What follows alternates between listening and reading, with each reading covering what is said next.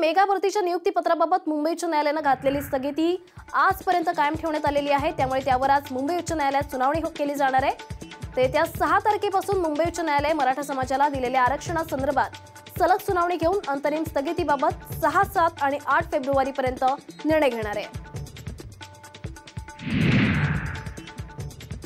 स्वप्न दाखवणारे नेते लोकांना आवडतात, पण स्वप्न पूर्ण न करणाऱ्या नेत्यांना जनता ठोकून काढते, असं वक्तव्य केंद्रीय दळणवळण मंत्री नितीन गडकरी यांनी केलंय। मुंबई भाजपच्या पदाधिकाऱ्यांच्या मेळाव्यात ते बोलत होते।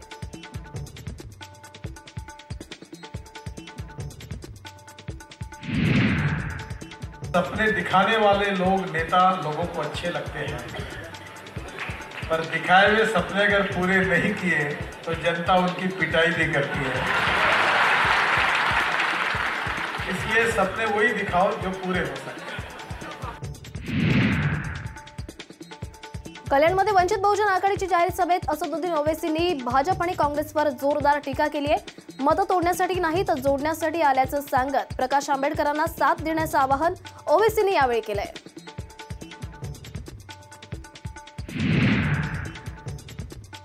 राष्ट्रवादीचे नेते जितेंद्र आव्हाड शरद पवारांची भेट घेणार आहेत। बाबासाहेब पुरंदरे यांना सरकारनं नुकत्याच दिलेल्या पुरस्कारासंदर्भात ते चर्चा करणार असल्याचं समजतंय। जितेंद्र आव्हाड यांनी या पुरस्काराला विरोध करत राज्यभर हा विषय पेटवण्याचा इशारा दिला होता आणि त्यामुळे शरद पवार यांच्या भेटीनंतर जितेंद्र आव्हाड यांच्या भूमिकेकडे सगळ्यांचंच लक्ष लागलंय। माजी मुख्यमंत्री पृथ्वीराज चव्हाण यांचं अस्तित्व ठरवणाऱ्या साताऱ्यातल्या मलकापूर नगरपालिका निवडणुकीच्या मतमोजणीला सुरुवात झाली आहे। यात काँग्रेसनं 6 जागांवर तर भाजपनं 4 जागांवर विजय मिळवला। भाजपा नगराध्यक्ष उमेदवार 300 मतांनी आघाडीवर आहेत आणि एकूण 19 जागांचे निकाल लागणार आहेत। या निवडणुकीत 80% मतदान झालंय। अहमदनगर जिल्ह्यातील श्रीगोंदा नगर परिषद निवडणुकीच्या मतमोजणीला सुरुवात झाली आहे। भाजपनं 6 जागांवर विजय मिळवलाय तर काँग्रेस 4 जागांवर आघाडीवर आहे। नगराध्यक्ष पदासाठी काँग्रेसच्या शुभांगी पोटे आघाडीवर आहेत। माजी मंत्री बबनराव पाचपुते आणि राष्ट्रवादी काँग्रेसचे आमदार राहुल जगताप यांच्यासाठी ही निवडणूक प्रतिष्ठेची आहे।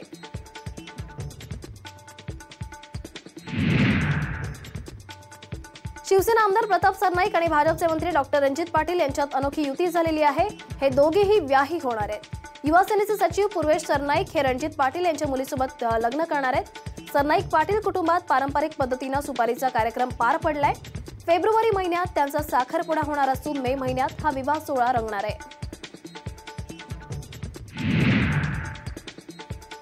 पुण्यात कंजारबाट समाजानं पुन्हा 2 नववधूंची कौमार्य चाचणी घेतली। यामध्ये वराचे वडील नंदुरबार येथील न्यायालयातील निवृत्त अधीक्षक असून वधूचे काका पुण्यातील एका राजकीय पक्षाचे पदाधिकारी असल्याचं समोर आलंय।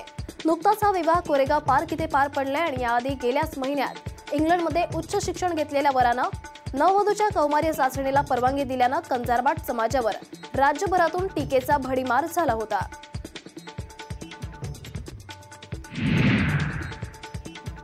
सर्वोच्च न्यायालयात अयोध्या प्रकरणी आज होणारी सुनावणी पुढे ढकललेली आहे। 2 दिवसांपूर्वी सरन्यायाधीश रंजन गोगोई यांनी अयोध्या प्रकरणी सुनावणी करण्यासाठी 5 सदस्यीय नवीन घटनापीठाचं गठन केलं होतं। सर्वोच्च न्यायालयानं ॲडिशनल रजिस्ट्रार लिस्टिंगकडून रविवारी प्रसिद्ध करण्यात आलेल्या नोटिशीनुसार घटनापीठातील न्यायमूर्ती S.A. बोबडे हे आज उपस्थित राहणार नाहीयेत। त्यामुळे आज सुनावणी होणार नाहीये।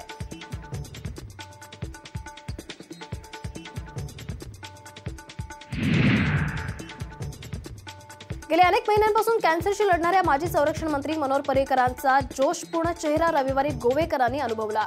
मांडवी नदीवर बांधण्यात आलेल्या पुलाच्या उद्घाटन प्रसंगी मुख्यमंत्री मनोहर पर्रिकरांनी नागरिकांना हाऊ इज द जोश असं विचारलं असता नागरिकांनीही तितक्याच उत्साहात हाय सर असा प्रतिसाद दिलाय।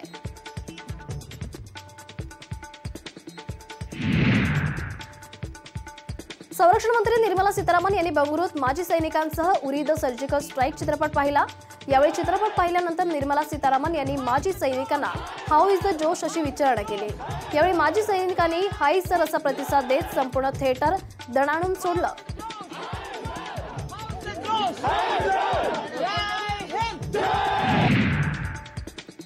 स्टॅच्यू ऑफ युनिटी परिसरातील 2 तलावांमधील मगरींचं स्थलांतर करण्यात येत आहे। पर्यटकांच्या सुरक्षेसाठी हे पाऊल उचललं जात असल्याचं सांगितलं जात आहे। मात्र प्रत्यक्षात सी प्लेन सेवा सुरू करण्यासाठी हा खटाटोप सुरू असल्याचा आरोप होतोय। आतापर्यंत 12 मगरींचं स्थलांतर करण्यात आल्याची माहिती वनसंरक्षक आराधना साहू यांनी दिली आहे। दोन्ही तलावात 300 मगरी असून 30 पिंजरे लावण्यात आलेत आणि त्याचवेळी सी प्लेन सेवेसाठी हा घाट घातला जात असल्याच्या आरोपांचंही आराधना साहूंनी खंडन केलंय। तर दुसरीकडे साबरमती रिव्हरफ्रंट इथून स्टॅच्यू ऑफ युनिटी पर्यंत सी प्लेन सेवा सुरू करण्याचं सूतोवाच नागरी उड्डाण मंत्री भूपेंद्र सिंग चुडासमा यांनी केलं होतं। परभणीतल्या सेलूमधल्या श्रीराम कॉलनीत महिन्याभरापासून धुमाकूळ घालणाऱ्या माकडाला जेरबंद करण्यात वन विभागाला यश आलंय। या माकडानं गेल्या महिन्याभरात अनेकांना जखमी केलं होतं। परिणामी परिसरात या माकडाची प्रचंड दहशत पसरली होती। इथले नागरिक घराबाहेर पडायलाही धजावत नव्हते आणि वन विभागाकडे तक्रार करूनही वन खात्यानं दखल न घेतल्यानं अखेरीस पत्रकारांची मदत घेण्यात आली। वेगवेगळ्या प्रसारमाध्यमांमध्ये याबाबतचं वृत्त छापून आल्यानंतर वन विभागानं पिंजरा लावून या माकडाला जेरबंद केलंय।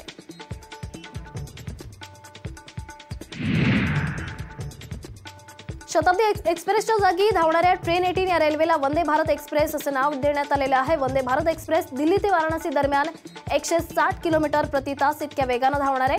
ही ट्रेन दिल्ली ते वाराणसी दरम्यान केवळ अलाहाबाद आणि कानपूर या 2 स्थानकावर थांबेल। ही भारतातील पहिली इंजिन नसलेली ट्रेन असून पूर्णपणे भारतीय बनावटीची आहे। साई दर्शनाला येणाऱ्या भाविकांना आता रेल्वे तिकिटासोबत दर्शन पासही आरक्षित करता येणार आहे। या सुविधेचा शुभारंभ प्रजासत्ताक दिनी करण्यात आला। शिर्डीमध्ये खास साईबाबांच्या दर्शनासाठी येणाऱ्या भाविकांना IRCTCच्या वेबसाईटवरून रेल्वे तिकीट बुक करताना दर्शनाचे पासेस आरक्षित करता येतील।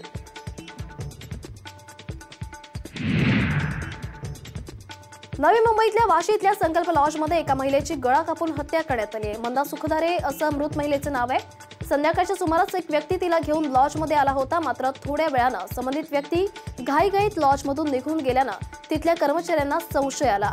त्याने खोलीचा दरवाजा उघडून पाहिलं असता आतमध्ये महिलेचा मृतदेह आढळून आलाय। या प्रकरणी वाशी पोलीस ठाण्यात गुन्हा दाखल करण्यात आला असून मारेकऱ्याची ओळख पटली आहे।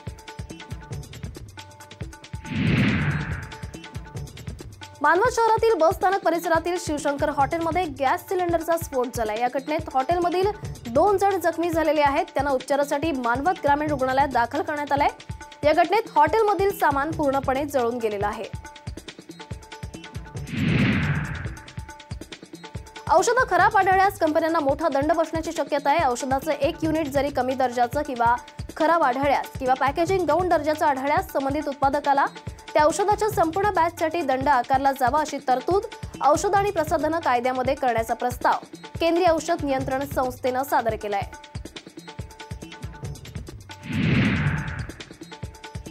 मोबाईल पोर्टेबिलिटी सारखीच आता सेट टॉप बॉक्स कंपनीची सेवाही बदलता येणं आगामी काळात शक्य होणार आहे। ट्राय अर्थात भारतीय दूरसंचार नियामक प्राधिकरणाच्या अध्यक्षांनी याबाबतचे संकेत दिलेत। या निर्णयामुळे सध्याच्या सेट टॉप बॉक्स कंपन्यांच्या बेलगाम कारभाराला चाप बसण्याची शक्यता आहे। सध्या DTH कंपन्यांचं केबल सेवा पुरवठादारांकडून या प्रस्तावाला तीव्र विरोध होतोय।